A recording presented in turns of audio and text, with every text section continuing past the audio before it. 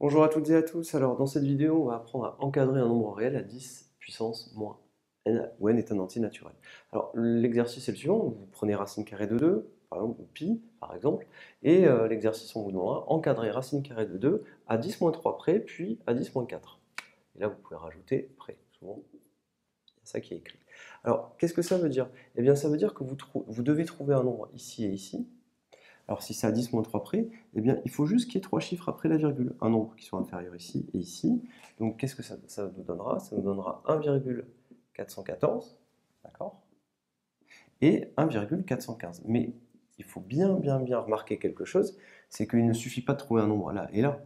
Il y a beaucoup d'élèves qui font cette erreur, qui écrivent, par exemple ici ils écriraient 0 et là ils écriraient 3, ça n'aurait aucun intérêt. L'idée, c'est de mesurer l'écartement, entre guillemets, qu'il y a entre cette valeur-là et cette valeur-là.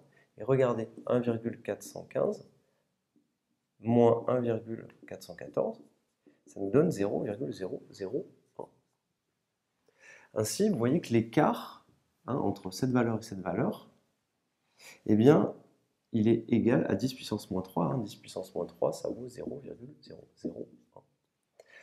Donc si on fait un petit schéma, et je vous conseille vraiment de le faire, eh bien, si là vous avez 1,414, que là vous avez votre 1,415, vous voyez que le racine de 2 se trouve entre les deux, mais l'écart qui est entre ceci et ceci, entre 1,414 et 1,415, eh bien c'est 0,01, la distance, quelque part, que vous pourriez voir. Donc c'est ça, cet encadrement à 10 moins 3 près. Donc si on le veut maintenant à 10 moins 4 près, vous regardez à la calculette l'écart, enfin la valeur de racine carrée de 2, et vous recommencez la même chose. Donc ici on va faire 1,414 avec un 2, et là on écrira 1,414 avec un 3.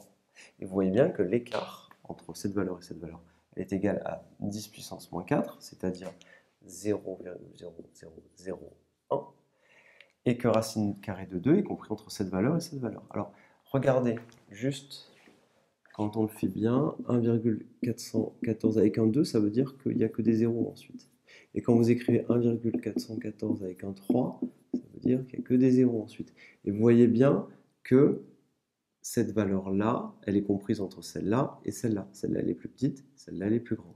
D'accord? Vous regardez juste cette partie-là et cette partie-là. Alors, du coup, maintenant vous savez encadrer un nombre à 10-3 près, à 10-4 près. On va juste faire une toute petite remarque, on va s'en rappeler. Vous vous rappelez que racine carrée de 2, c'est pas un nombre décimal. Pourquoi? Mais regardez, ça continue à l'infini, il y a des décimales à l'infini. Et on a prouvé aussi que racine de 2 n'était pas un nombre rationnel. Donc rappelez-vous, vous avez les décimaux qui sont inclus dans les rationnels, qui sont inclus dans les nombres réels.